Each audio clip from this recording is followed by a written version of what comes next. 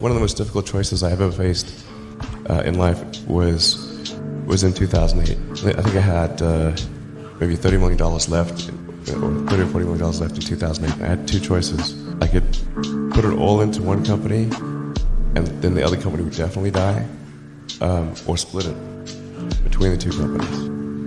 But if I split it between the two companies, then both might die. And when you put your blood, sweat, and tears into creating something, or building something, it's like a child. And so it's like, which one am I going to let one starve to death? I couldn't bring myself to do it, so I split the money between the two. Fortunately, thank goodness, they both came through.